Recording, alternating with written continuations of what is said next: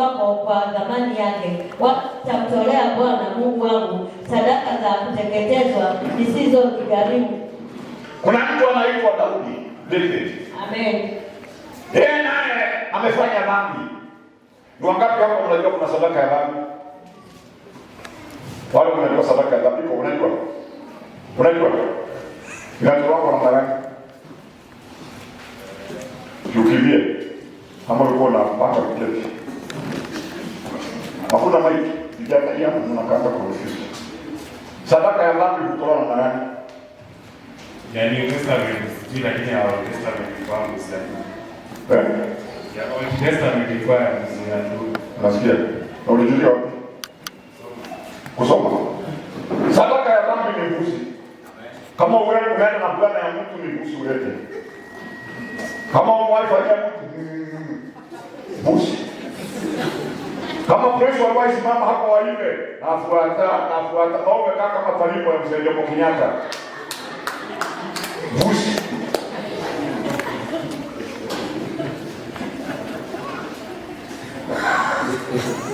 Yaani, unajua Biblia inasema ni dhambi gani?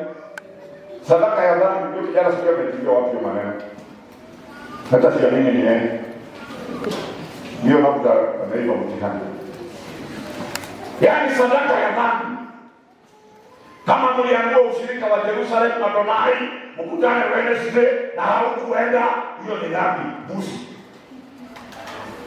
Kukaa kanisa ucheki na injili imepamba kupamba na hausimai, mbuzi. Unasatoa mbuzi 4 kwa wiki. Sio waje hiyo tabia mbaya.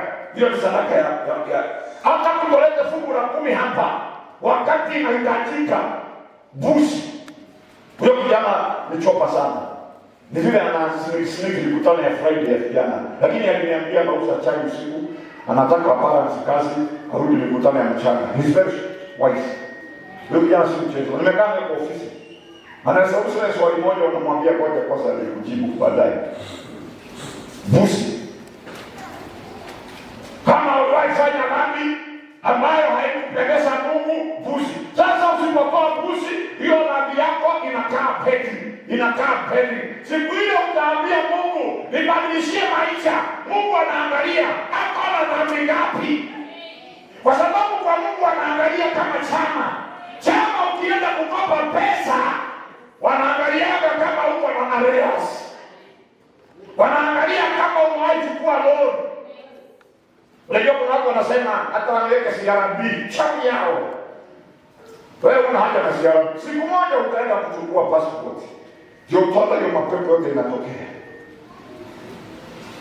Na ukitaka kutoa jina yako kwa CRB, lazima utoe pesa. Watu wangi bure.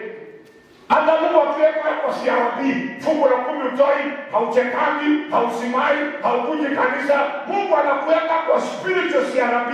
Akikuweka, siku ile utakuja ubarikiwe na mzee, utatafungua mzee mwingine wa CRB. Munakaa kama wakora. Hiyo ni sadaka ya dhambi. Kuna sadaka ya amani. Wakati umekaa kwa boma, uko na amani. Sadaka ya amani ni nini? Sadaka ya amani ni nini?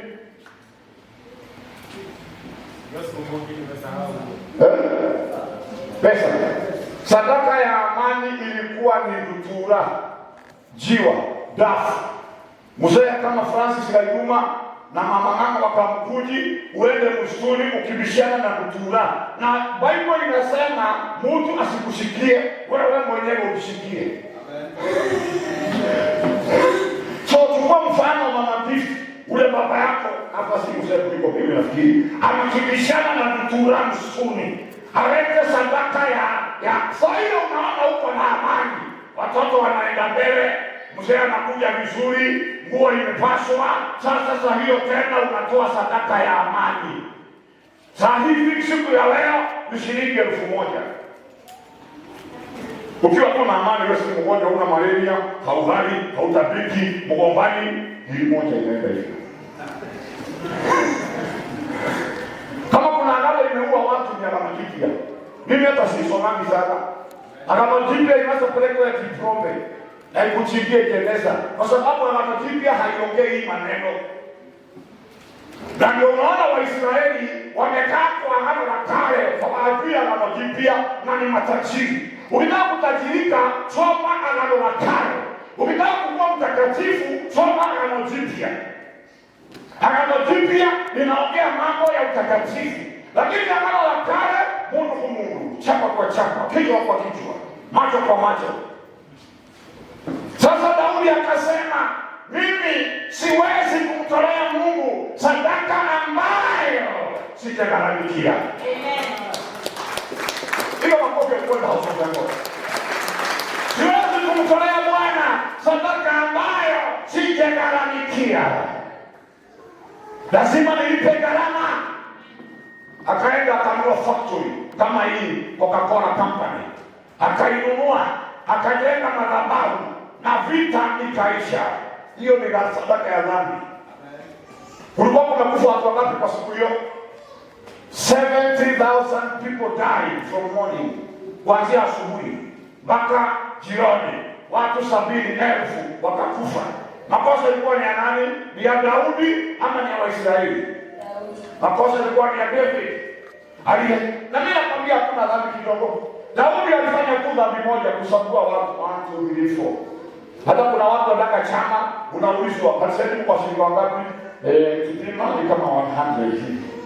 Hiyo unafaa ununue Coca-Cola Company, ule kama ununue KVDA, ulete hapa ile ya Mungu, kusambua washirika. Wakati mmoja ndio dhambi ya kusambua washirika. Washirika ni kama wangapi? Ni kama 80. Wangapi waliofanya kitu kama hiyo? Hiyo sadaka yake ununue Brookside. Iko yetu. Tuhamisha kanisa hapa na maziwa yake na wafanya kazi. Ndio. Daudi akanunua factory. Alipoinunua akamtolea Mungu sadaka. Arauna anamwambia Daudi, wacha nikupe free. Lakini Daudi anasema, hapana, siwezi kumtolea Bwana sadaka isiyo ghalimu. Kuna sadaka ya connection. Wakati unataka Mungu akuconnect na kitu kingine, kuna sadaka ya connection. Ilikuwa inatolewa ng'ombe 7. Ni watu ng'ombe 7. Wakati Daudi alienda kuchukua sanduku la agano, akaona limekubali mwendo na barabara inaenda vizuri. Maandiko yanasema Daudi akawa anachinja ng'ombe after 7 meters, anatoa dhabihu ya kutubu. You need to be connected with God. Inabidi uangalie masaa, uangalie vile Mungu anaongea, usikie sauti yake. Amen. Ujiulize maswali haya. Amen. Huyu mtu amenihubiria mwaka mzima. Yes. Ameniombea. Yes. Nimetembea kwako. Yes. Mimi nitampelekea nini? Yes. Hata kuna watu wakitoa sadaka hawakuangu wamejipanga. Wanasikianga tu bahasha ya grey imepita, anachukua anaingisha mkono na anajua hapa nimeweka 50, hapa nimeweka giri, na hiyo msitu hapa kama ni mama anaweka hapa, so unatoa 50. Lakini unaona punda zetu hazipatikani. Ndio unaona punda zetu zinakaa kusubiri. Sauli akaambiwa na Samueli, utabadilika, utakuwa mtu. Amen. Mtu ambaye kwa sio nabii, mtu ambaye kwa sio mapasta, alipokula nyama ya Samueli akabadilika kuwa prophet. Amen. Alipoondoka akaenda akakuta manabii wanatabiri. Yeye naye akaingia ndani, akaanza kutabiri pamoja na wao. Akaanza kutabiri pamoja na wao. Amen. Watu wakaulizana maswali madamu. Na Sauli naye kwani ni nabii. Na Samueli alimwambia vizuri sana, ufanye vile unaona inastahili. Amen.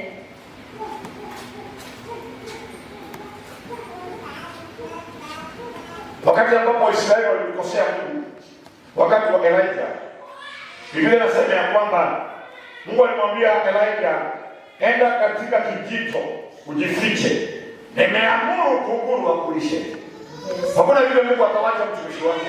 Amen. God will never forsake you. Amen. Dunia inaweza haribika, marafiki wanaweza haribika, watu wanaweza kimbia, lakini yeye anaye siri will remain faithful.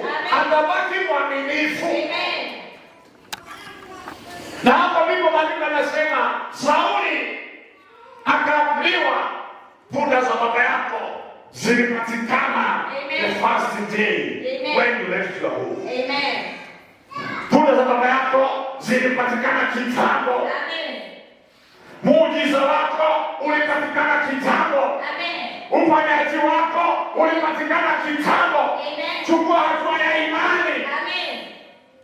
Chukua hatua ya imani. Amen. Katika jina la Yesu. Amen. Chukua hatua ya imani. Amen. Chukua hatua ya imani. Amen. Chukua hatua ya imani. Amen. Bwana Yesu asifiwe. Amen. Chukua hatua ya imani. Yes. Punda zimepatikana. Amen. Your miracle is available. Amen. Hiyo inanifurahisha sana hapo. Amen.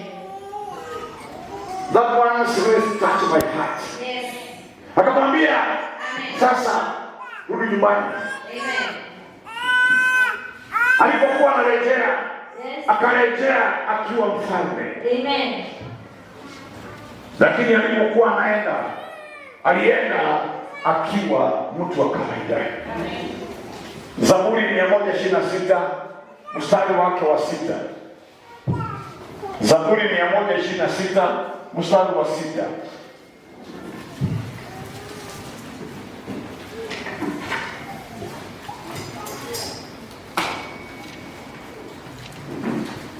Harakisha.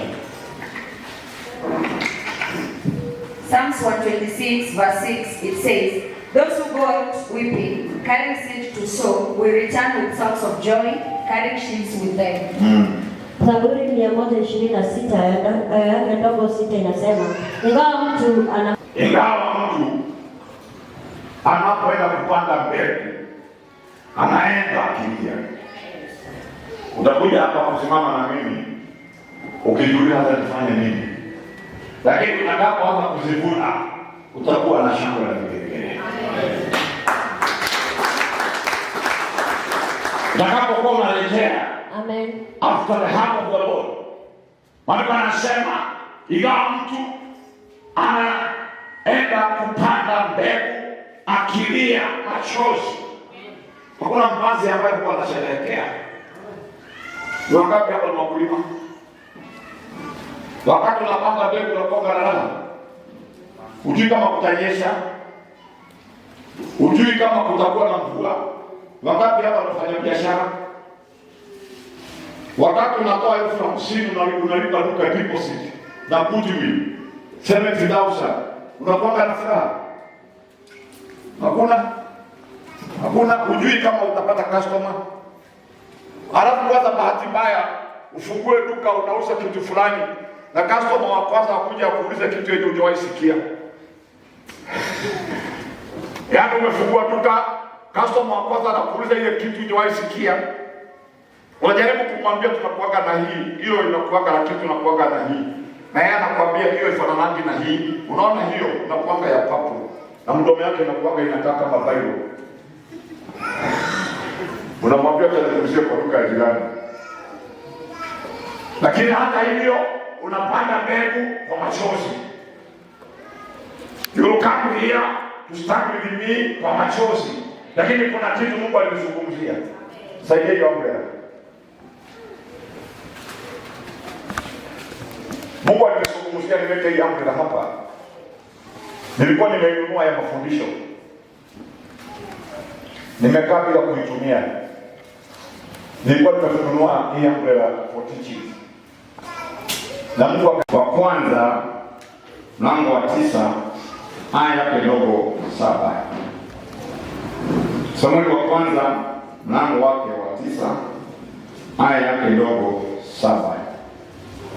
Ujumbe mtampelekea nini mtumishi wa Mungu?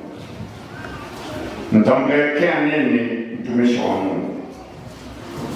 Basi Samuel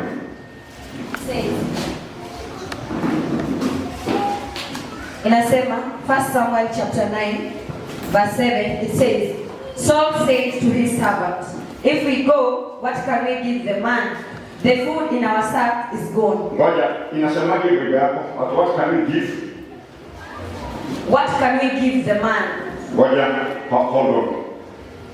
Isoma kwa Kiswahili tusikie inasemaje? What can we give? Samueli wa kwanza 9 aya yake ndogo 7 inasema, ndipo Samueli akamwambia mtumishi wake, lakini angalia, kama tukienda tumpelekee nini mtu huyu kitu gani? Okay. Endelea Esther. The food in our sacks is gone. We have no gift to take to the man of God. What do we have? Thank you. Soma kwa Kiswahili vizuri.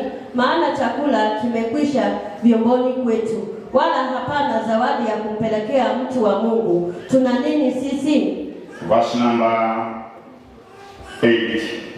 Yule mtumishi akamjibu Sauli akasema, tazama, mkononi mwangu nina robo ya shekeli ya fedha. Nitampa huyo mtu wa Mungu fedha hiyo, atuambie njia yetu. English version. Verse 8, it says, the servant answered him again. Look, he said, I have a quarter of a shekel of silver. I will give it to the man of God, so that he will tell us what way to take. Thank you. Sasa, this is a story, and it is the word of God. And you have heard yourselves. Amen. Where there was a conversation between the two principals. Kulikuwa na mazungumzo ya watu wawili. Mtu wa kwanza ni Sauli. Amen. Na mtu wa pili ni mfanyakazi wa Akishi. Amen. Kish alikuwa mfanyakazi ambaye alifanya kazi kwa nyumba ya Sauli, kwa kina Sauli nyumbani. Yes. Nisikize. Amen. Sasa siku moja punda wa baba yake Kishi wakapotea. Walipopotea, maandiko yanasema wakabidi kwenda kutafuta. Sasa Sauli na mfanyakazi, they were sent by their father waende watafute punda. Kama vile wewe unaweza tumwa na baba yako uende ufanye assignment ya familia. Sasa walipoenda wakatafuta punda kwa muda wa siku kadhaa, na punda hazikupatikana. Sasa mfanyakazi wa Akishi akamwambia Sauli, sasa punda hazipatikani. Na Sauli akamwambia mfanyakazi wa baba yake, let us go home, lest our father has stopped worrying about donkeys, and he is now worried about me. Yes. And you. Amen. Sasa waliposema warudi nyumbani, maandiko anasema naye Sauli alikuwa hana kitu kwa mfuko. Mfanyakazi ambaye Biblia haijatokea jina lake akamwambia Sauli, si vyema turudi nyumbani bila ripoti ya punda. Mji huu ambao tumekaribia anaweza kutuambia hatima ya punda zetu. Yes. Na maandiko anasema mfanyakazi akainsist, akamwambia Sauli, si vizuri turudi nyumbani hivyo. Wacha tuende tumpate huyu muonaji ambaye nitaka nisikie the clear reading, kwa sababu inafaa kuandikwa mtu wa Mungu. Amen. Sasa Sauli akamwambia, hata tukienda kwa mtu wa Mungu tutampelekea nini? Yes. Mimi nataka unisikize. If you can hear me, say hi to your neighbor. Amen. Turn to your neighbor and say hi. Hi. I can't hear you. I can't hear you.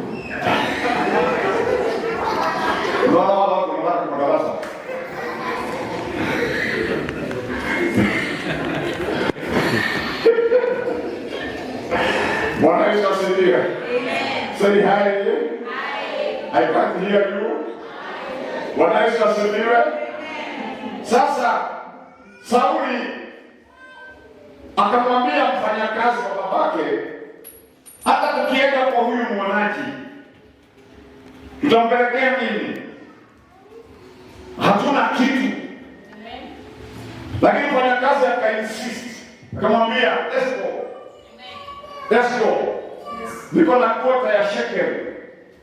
Zamani pesa zilikuwa zinapimwa na kilogramu. Niko na kota ya shekel na tunaweza pelekea huyu muonaji, alafu atuambie. Kwa hivyo ili waambiwe hatima ya punda zao lazima watoe.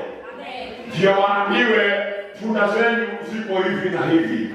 Ili Mungu aongee mambo yako yale unataka Mungu azungumze, inabidi udipi your pocket, uwekelee kwa meza, ndio Mungu aongee na wewe, aseme itakuwa hivi, itakuwa hivi, itaenda hivi, itatengenezwa hivi, itarekebishwa hivi. He control in the house of the Lord. Kamwambia, mimi ni mfanyakazi lakini punda si za baba yangu. Mimi napenda huyu jamaa sana Bwana Sinia. Anamwambia, hii punda si ya baba yangu, lakini ni ya baba yako. Na wewe mwenyewe hauna kitu. Sisi kama umeona watu wanakufundisha vile utaishi, sasa maisha ni yao. Wewe mwenyewe uko careless. Wewe mwenyewe uko rough. Lakini watu wanakuambia ukiongea hivi kama president huwa anaandikwa speech na watu wamesoma literature, wanaelewa grammar correctly, wanaelewa maandishi vizuri. Sasa tuwekewa maandishi ya president, si ile nyinyi ambao mnasoma, huwa inaandikwa letter after letter, word after word, ndio akisoma iende eloquent. Lakini wale wanaandika wajulikani, president anasemekana amesoma, lakini kuna watu wasomi nyuma ya wale walisoma. For you to go through, you need a man of God. Mtu ambaye atakusaidia kukuonyesha kunafaa kukaaje. Sasa Sauli akamwambia, kama una kitu basi wacha twende. Anaposema wakaondoka. Sasa wakaenda wakafika kwa muonaji. Mtu ambaye alikuwa awaambie mambo ya punda zao. Kuna kitu kimepotea kwa maisha yako. Na umeanza kutafuta. Na umeanza kuuliza Mungu itakaaje. Nataka nikwambie siku ya leo, katika jina la Yesu, angalia una nini mfukoni mwako. Angalia una nini mfukoni mwako. Angalia una nini mfukoni mwako. Uone Mungu utamtumikia namna gani. Uangalie utainua madhabahu yako aje. Uangalie vile utamtumikia Jehova. Give God glory in the house of the Lord. Tuseme amen. Maandiko anasema wakafika mpaka kwa muonaji. Walipofika kwa muonaji, maandiko anasema wakakutana na msichana mdogo sana, a young girl. They were going to fetch water. And the Bible says wakamuuliza, is there seer in this city? All the days waonaji walikuwa wanaitwa seer. The word prophet ama the word prophet imekuja juzi. Wakamuuliza, kuna muonaji katika mji huu? Wale wasema wakamwambia, hata hapo mbele zenu. Leo kuna ibada ya kutoa sadaka. Katika madhabahu matakatifu. Kimbieni mkaribie kabla hajaanza ibada.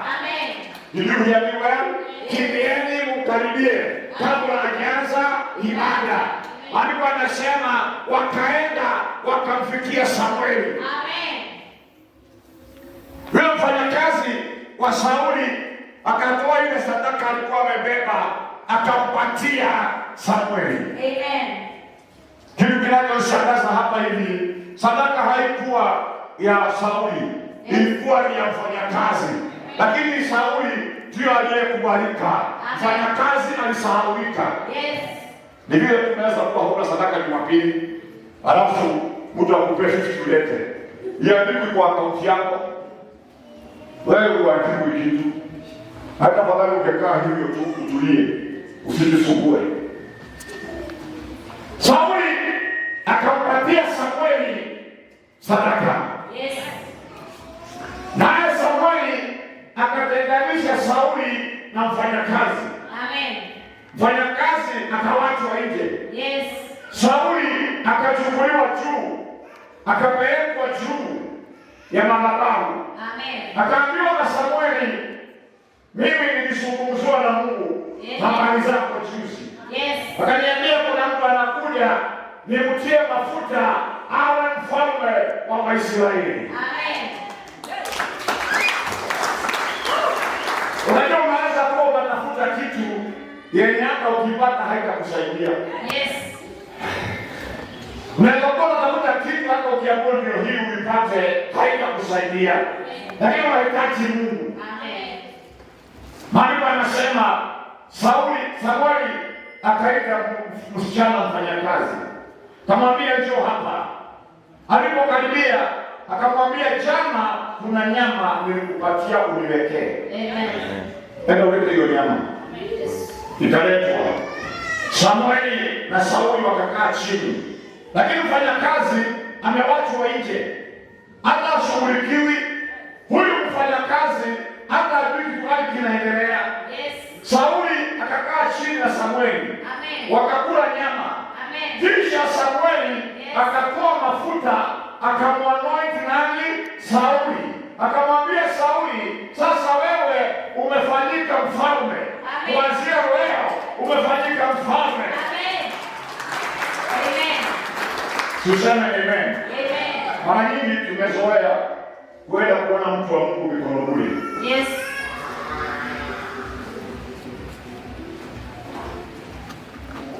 Mara nyingi we don't even bother. Utapeana nini kwa mtumishi wa Mungu? Amen. Mara nyingi unaona tu ni kawaida. Kabisa. Ndio unaona siku hizi sikuja ofisi kila siku. Kila Jumanne nimepima. Sikuja Jumanne kila kitu kama hivi kwa mbele. Yes. Sasa nafikiri Jumanne ya tatu. Punda zenye zimepotea si za mfanyakazi. Punda zenye zimepotea ni za Sauli na Kishi. Yes. Lakini mfanyakazi ndiye anayetoa sadaka. Yes. Anampatia Sauli. Sauli naye anaunganishwa na ufalme. I want to tell you the name of Jesus. I want to connect you now with the power of the Holy Spirit. I want to connect you now with the power of the Holy Spirit. I want to connect you now with the anointing of the Holy Spirit. Open your connection. Katika jina la Yesu. Open your connection. Katika jina la Yesu. Open your connection. In the name of Jesus. Open your connection. In the name of Jesus. Hallelujah. Haleluya. Amen. Haleluya. Hiyo sadaka mzee wa kanisa ilisaidia sana Sauli. Hiyo sadaka. Yes. Hiyo sadaka ilisaidia sana Sauli. Amen. Tusome chapter 10 verse English version. The Spirit of the Lord will come powerfully upon you, and you will prophesy with them, and you will be changed into a different person. Maandiko anasema alipomwagiwa mafuta. Amen. Nisikiza mzee. Amen. Alipomwagiwa mafuta, Amen. akaambiwa na Samueli, Amen. Roho wa Bwana Amen. atakuja juu yako. Amen. Na wewe utabadilika. Amen. Utakuwa mtu mwingine. Amen. Roho wa Bwana. Amen. Roho wa Jehova. Roho wa Bwana. Atakujilia. Na wewe utabadilika. Kuwa mtu mwingine. Amen. Amen. Hello. Amen. Hello. Hello. Can you tell your neighbor, the Spirit of the Lord The Spirit of the Lord will come upon you, come upon you, powerful, powerful, and will be changed and will change into a different person. into a different person. Watu wengi wanataka wapate vile wako. Yes. Yaani unajua kuna mtu akilala njaa analidhika. Kuna watu kwa Bible wanaitwa braindickers. Kitu kiharibika wewe lala usingizi. Kuna mzee mmoja kwa Bible hapo yuko na mzuri na hakulala usingizi. Anaitwa David. Wakati David aliendea sanduku la agano, Yes. likifika kwa barabara, Yes. ng'ombe wakatereza. Alafu mtu mmoja akanasa mkama alishikilie, yeye akakufa. Maandiko anasema mfalme Daudi akasema, na sanduku hili la agano litaingiaje kwangu? Siko kwa usingizi kujiuliza, ninawezaje kubadilika? Ninawezaje kuwa mtu wa maana? Ninawezaje kuwa mtu wa maana? Ninawezaje kuwa mtu wa maana? Ninaweza badilika namna gani? How can I be changed? Ninawezaje kubadilika? Ninawezaje kubadilika? Hallelujah! Hallelujah! Hallelujah!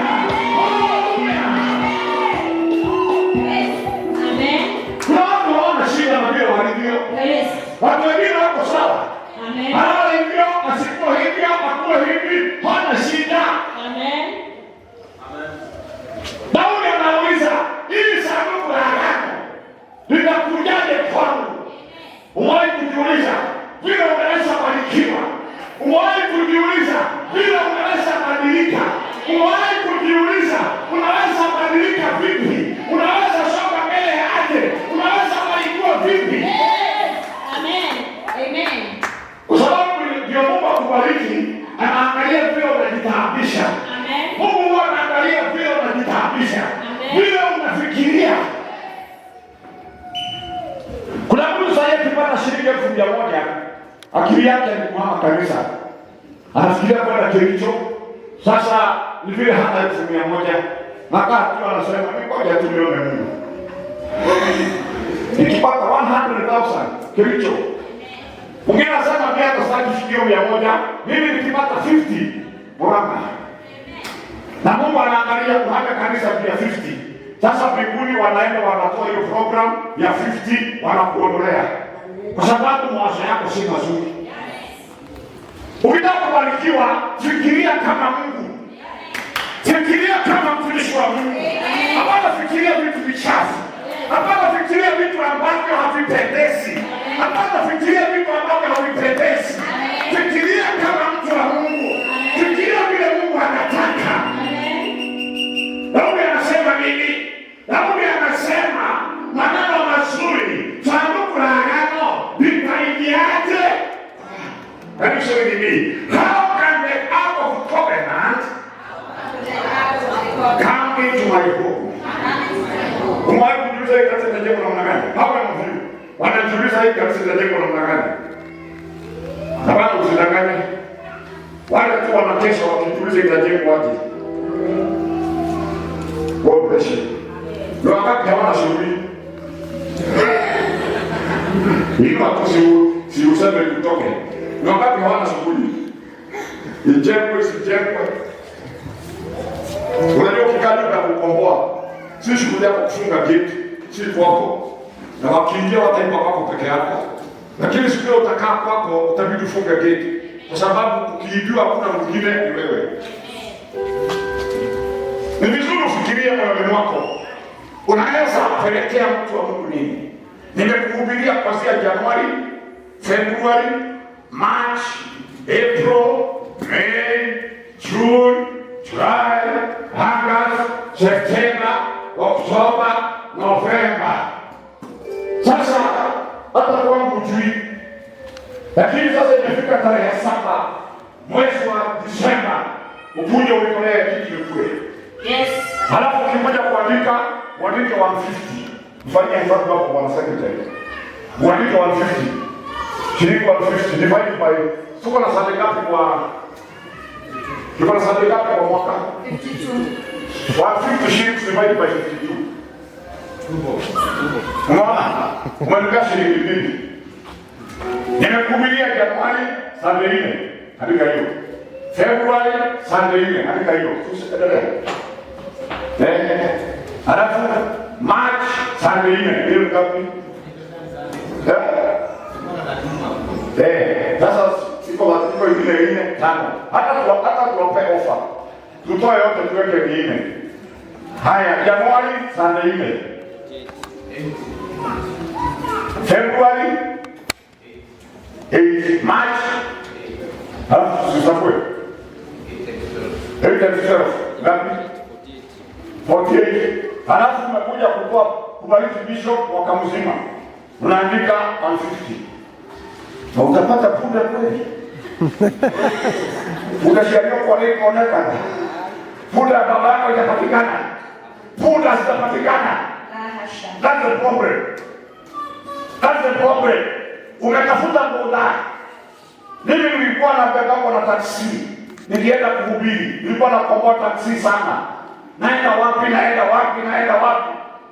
Siku moja nikachukua taksi nyingine hapa town ya rafiki wa mzee mwingine hapa. Alikuchukua na kambi ya Mudere. Nikachukua taksi ya Mudere. Alikuwa anakunywa pombe. So tulipofika Kakamega akasema aingie kwa supermarket achukue maji. Na mimi nikamwambia acha mimi niingie nichukue maji. Nilipochukua maji, yeye akachukua kitu kingine hapo sikujua ni nini. So tulipokaa kwa gari akakunywa.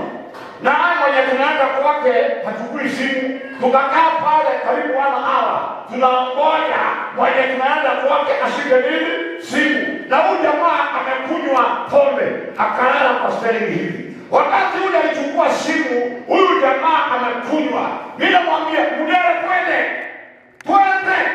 Kidogo akatabika. Nikasikia sauti ya Mungu ikiniambia, "Mwisho wa kubebwa na taksini huu, lazima ubadilishe mawazo yako. Lazima ubadilishe akili yako." Bwana Yesu asifiwe. Nikashuka hiyo gari, nikachukua boda, nikaenda. Hata tuliporudi, tukurudi na yeye. Na mimi nataka nikwambie, sikuwa na pesa, lakini 4 months later, nilikuwa na gari. Amen. 4 months later. Amen. Lazima utokeshwe na shetani. Amen. Uulize kwa moyo wako. Huyu mtu anaitwa Bishop. Amenihubiria mwaka mzima. Nitapea yeye nini? Some verse number 7. First Samuel hiyo ile ya kwanza. Verse number 7. It says, Saul said to his servant, "If we go, what can we give the man?" Tosha hiyo. Ndipo Sauli akamwambia mtumishi wake, "Lakini angalia, kama tukienda tupelekee mtu wa Mungu." Lazima uulize. Nikikuja hapa ni praise. Chenye nitampea mtu wa Mungu, nitampea nini? Because that is a question that we should ask ourselves. Ujiulize, nitampea mtu wa Mungu nini? Sauli hakuamka tu, wakaenda kwa mwonaji. Amen. Unajua wale wahubiri wanakaa estate. Mimi nahudumianga sana huko penye tunaishi huko. Mtu akisumbuka akosa mahali pa kwenda, anakuja hadi kwa. Umetoka hapo kidogo umesumbuka, unaingia kwa mhubiri. Umekimbia, nilikuwa natafuta koloni kama pasta ameiba. Naingia kwa pasta. Hii mafuta mkizoeana hivi. Siku ile unakuja Jumapili hata aombe amke juu. Hakuna kitu utapata. Ulipata mwezi yako Monday. Amen. Ulizoeana Monday. Amen. Ukazoeana Tuesday. Amen. Ukazoeana Wednesday. Yes. Ukazoeana Thursday. Ukazoeana Friday. Sasa Sunday hata akisimama unaona ulienda kwake kukuta mesa Joshua, mtumbo vile walikula jana. Sasa hata mwiti akiongea unaona vile walikuwa wamekuarana. Tukienda kwa huyo mtu, tutampelekea nini?